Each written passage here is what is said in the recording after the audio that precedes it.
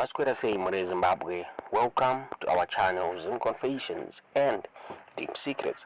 Kana kariki kutanga kukuya panino channel, please don't forget to subscribe. Kana uchimwa garoka subscriber, don't forget to comment and share this video. Nasi Mure Zimbabwe takwigirai nyaya yabuditswa ne the independent yakaita ma investigations pa now ye mari inokwana kuita 120,000 yakapiwa as donations ekutenga mota yava Chamisa muri Zimbabwe iri kunzi yakango disappear. So takuvigirai nyaya iyi kuti muone kuti yakafamba sei muri Zimbabwe. Ndofunga mumwedzi yapfuura the former opposition citizens coalition for change leader Honai Chamisa vakaiswa under pressure vachinzwa ifana kuacounta for 1,222,300 yakadonate United States dollars yakadonetwa nema sympathizers avo vaitaura vachiti vada kutenga bulletproof off-road vehicle iyo yaizoshandiswa naVonai Chamisa muri Zimbabwe. Nyaya yakabuda mushure mekunge motorcade yavaChamisa yakasafa several attacks from suspected ZANU-PF supporters nema state security agent muri Zimbabwe. Izvo zvainzi it was now seen as a threat to his life muri Zimbabwe. Ma individuals aiclaima kuti akasupporta the initiative akabuda achidimanda ma-updates on zvakazoitika kumari yavakadoneta zvakare. Vaida kuona zvakare mota kana yakatengwa muri Zimbabwe vachiti vaida transparency and accountability around the initiative. Ndofunga vafadza maere vakabvunzwa vachinzi vaconfirme kuti mota yakange yadeliverwa here kana kuti by then fadza maere ngari the spokesperson webato reCCC vakataura vachiti no, mota haina kutengwa. His reply was not yet. Vakarefere further questions to organizers of the initiative, the Citizens Action for Change, also known as the Citizens Organizers. So Vakabuda and the citizens organizers are seized with the matter.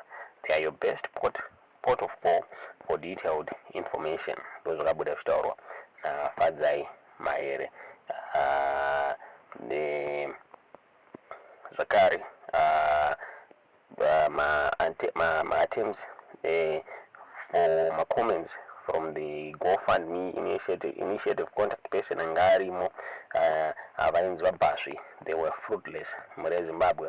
Zakari, the then Citizens Coalition for Change interim treasurer David quoted vakabuda vachitaurawo zvakare pamusoro penyaya iyi zvikanzi it was a private initiative, and this was a private initiative.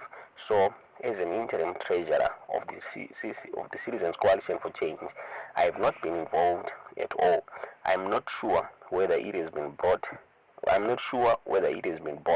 You have to ask Citizens Coalition for Change President Honai Chamisa staff that question. Na David quoted funga the funding yakarizwa nema well wishers vachishandisa the GoFundMe yakasvika pakukwana mari inokwanisa kuita 122,300 muri Zimbabwe from my donations aikwana kuita 3,100, meaning kuti on average paibhadharwa $39.45 each. I see one of the highest donations you aikwana kuita 42,500 yakaitwa an individual ainzi Tino Mudzekenyedzi, followed by another donation yakaitwa na Henry Munashe yaikwana kuita 1,450 muri Zimbabwe. There were a lot of questions, there were a lot of comments on my page in support kuti mari ikasike kukwana yaVonai Chamisa yaswamwe vakabuda vachifananidza vachamisa vachita vanosiyana nevanhu veZanu PF vanospenda mari yakati 1 day on personal luxury top of range vehicles muri Zimbabwe zvichinzi mari yanga yakawandisa. Asi vanhu vakameka madonations vaitaura ivo vachiti no, they wanted a mota iri safer for their politician, for their favorite politician muri Zimbabwe. Vakabuda vachiti there are more worthy causes than this. I hope these funds will be diverted to some of those worthy causes. The key is the continued joined up spirit, but sadly it exposes that noisemakers are not necessarily cause drivers. Indeed, it's all in talk. I hope folk will shift from myopic party politics to real causes. $100,000 can turn into 500,000 in collaborative agriculture or mining in a matter of months, not years. Vuka Zimbabwe, you are the change you want. Those are Buddha. Richitaurwa ni one of my Zimbabweans, uyo ainonzi Mai Bobo, akabuda achikomenta on this GoFundMe Twitter page muri Zimbabwe.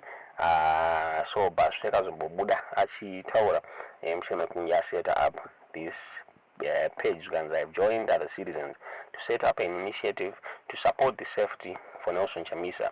The initiative will be registered in the US and is led by an audit committee. It is clear that the regime wants to continue to frustrate democracy by attacking the main opposition. The recent attacks showed that the regime wanted to injure or cause serious harm to Nelson Chamisa. As the diaspora community of Zimbabwe and friends, we want to send a clear message of solidarity by replacing Nelson Chamisa's vehicle, which was destroyed during the recent attacks orchestrated by the regime in Masvingo. Together, as the diaspora community, we felt this is one way we can support the democracy agenda from afar. Ndozvakabuda kutaurwa naBaswi apo pailauncha this initiative yekutengera vaNelson Chamisa motikari, and of which painzi paida kuraiswa mari inokwana kuita $120,000 yekutenga this bulletproof car, and zviri kunzi yakatozopfuurira mari ikasvika pa $122,300 and nanhasi haisikuzikanwa kunzi yakaenda kupi. This initiative yailidwa naBaswi uyo asina kubvira azombokomenta on this issue. Vafadzi vemahere vakati varaiva vachiti hapana chavaiziva about this issue. Vaifanira kubvunza ma-initiators this initiative. Zvakare vaDavid Coulthard ava vaibata mari dzeCitizens Coalition for Change vakataurawo zvakare vachiti havana mari yavakarisiva, and zvishuwa vaNelson Chamisa havana kumbobuda vachitaura kuti vakatengerwa mota iyi muri Zimbabwe. Tisingazive kuti zvakafamba sei, vaBaswi vakaisa kupi mari iyi, asi ndo zvakaitika kumari yakareizwa nemasupporters avaNelson Chamisa. Ndonyaya yatatakuigirai muzvara nhasi. Itiudze zvamuri kufunga pamusoro penyaya iyi mucomment section.